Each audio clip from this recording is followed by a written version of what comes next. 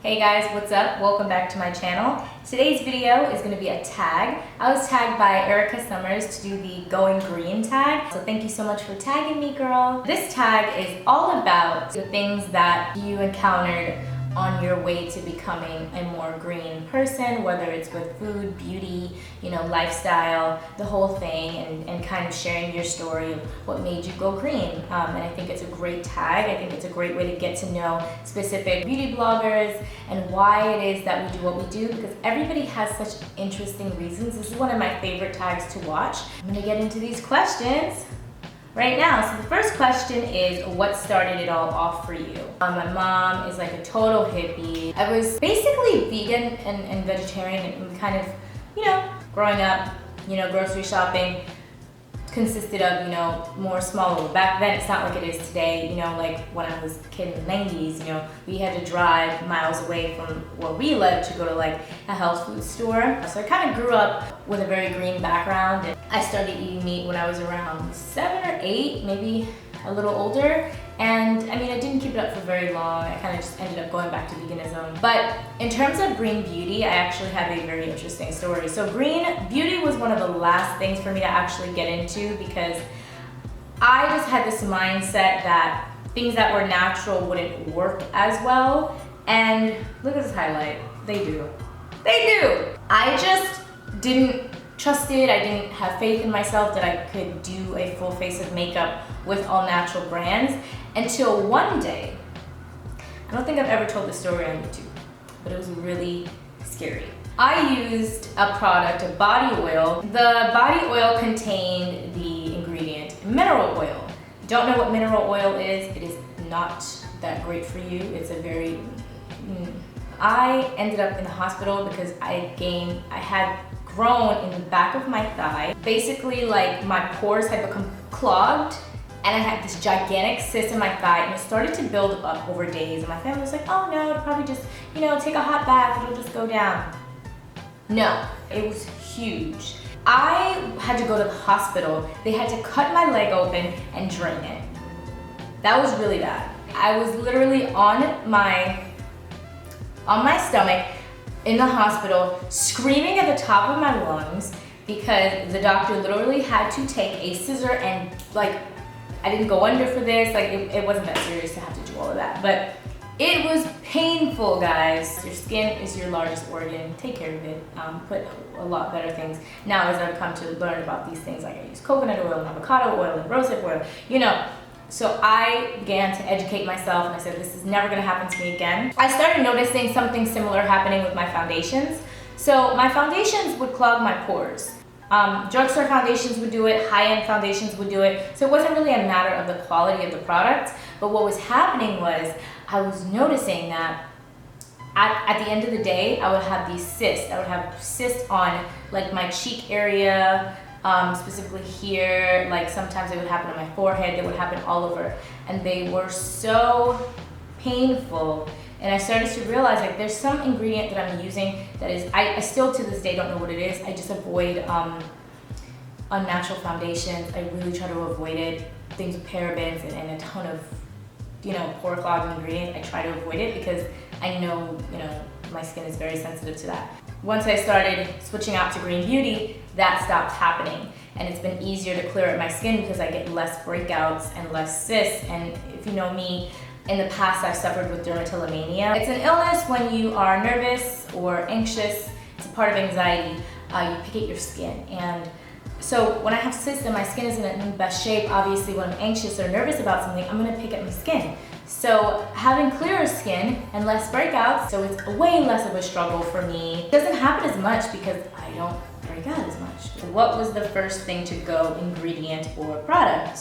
The first thing to go was definitely body care. I'm not even gonna say that foundation was the first thing to go, because I don't really think it was as I look back. Definitely my lotion and body wash was the first thing to go. I made sure that they were natural, and I started to go on Pinterest and Google ways that I could go about it without, spending too much money, DIYs and things that I could do, so I would always have something on hand. Because something that frustrated me within starting out with green beauty was definitely that products weren't as attainable. You kind of learn to love the inconvenience because you become a lot more savvy and you realize, you know, if you have a jar of coconut oil, bam, you've got body lotion, you've got makeup remover, you have so many things already if you just have a jar of coconut oil in your house. So you kind of learn to be a bit more savvy and a bit more frugal. I think that the green beauty lifestyle is a lot more frugal because you're less of a product hoarder because there's so much multi-use in different products, well, ingredients. So I like it a lot more, I really do. The third question is, what did you struggle with to let go of? Foundation was the hardest thing to let go of because I love full coverage looks. I also have really problematic skin, so I need a full coverage foundation. I just don't want it, I need it. Or else I'm not gonna look polished or put together with a BB cream or a CC cream. It's the hardest thing to let go of was foundations because I was like, every foundation is not covering my dark spots. It's not covering my acne. It's not covering my texture. It's not blurring fine lines. And that was my very first issue. That's why I dug deep and tried to find foundations that were for me. And I think that's what discourages a lot of people about going green because they're like, oh my gosh, they like read the finish of the foundation. It's like natural finish, feels like water on the skin. And I'm like, I don't like that. So what I made sure to do was find that first. The very first foundation I stumbled across was the 100% Pure. That was my first foundation ever. I don't use it anymore because it has titanium dioxide. And for me personally, I rather just put on an SPF and then put on my foundation. For camera and photography, I take a lot of pictures. But if for every day you just want that multi-use product, it's great. It's a really good foundation. It has a satin finish. I love it. I'll link it down below. My current favorite foundation, if you want to know, is the Honest Beauty Everything Cream Foundation and the KRYs. So I definitely say find your holy grail natural foundation first and then gradually find new things. You will notice your skin make a huge improvement. Like your skin, your overall skin, you'll see less breakouts, like the texture of your skin will improve. What has been your best find? A green product or a tip that you're really glad you found or learned? I could say the best tip in green beauty is to know your ingredients. Know what things work for you, know what things you really want to see in your products. Like for example, I feel like a lot of people who don't know a lot about green beauty and are kind of getting into it, they think coconut oil is like the best thing in the world. And it is. Coconut oil is life. But some people are very sensitive to coconut oil. Like for example, the KRY's foundation, like it may break some people out because they're sensitive to coconut oil and it may clog their pores, cause breakouts, things like that. So know your ingredients and know your key ingredients that you need to have in products, whether it be skincare, foundations, and know the products that know the ingredients that you want to avoid.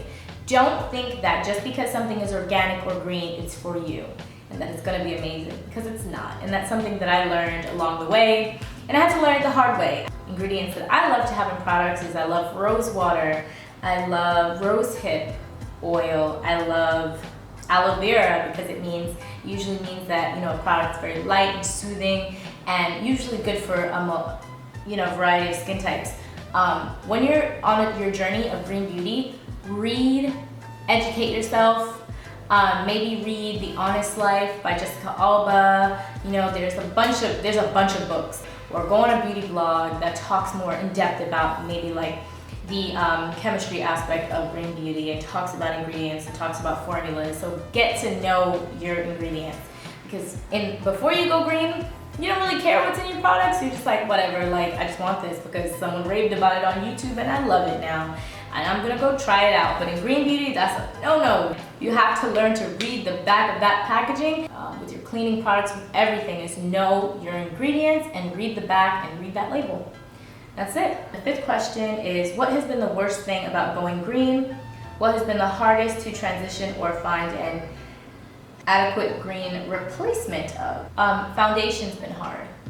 And I feel like this whole video is on foundation.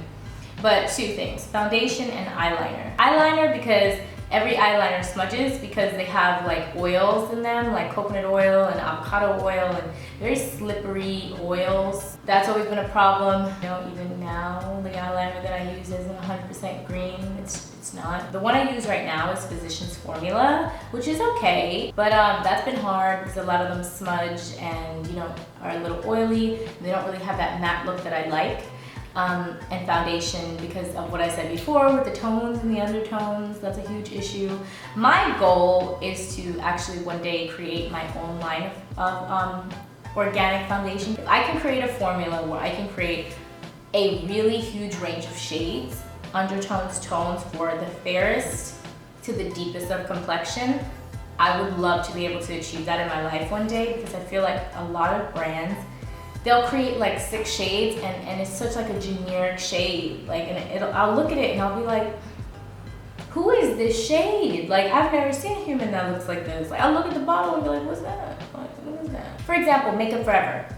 No matter what your skin tone is, there is something for you because there are so many shades. The formula will be amazing, the formula will be bomb, but the shades, sometimes I look at them and I'm just like,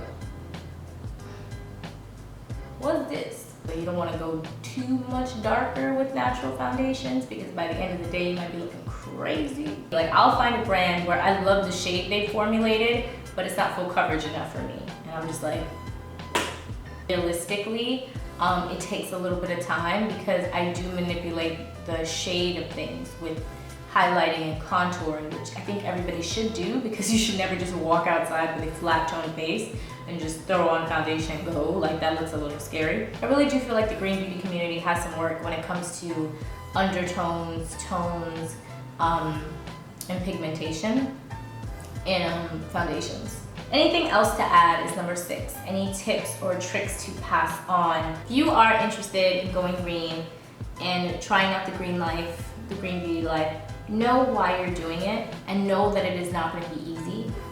Know that there are gonna be times when you want to go back to your old ways, but make a promise to yourself to make a change and really do your research, really learn, really let go of all of your old ways. We tend to trust things by way of popularity, and you're really gonna have to let that go in green beauty and just trust things that you don't necessarily know or understand.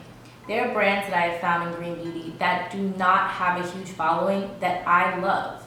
The green beauty community is a lot of things, but what it is not is the typical Instagram, YouTube space. It's not that. We're a family, and a lot of brands are small business, and you're gonna find amazing things. So to everybody going green, just know that. And another tip I will say is that learn that less is more. I know that I'm always talking about highlight, full coverage makeup, and brows and lashes. I know that that is me in a nutshell.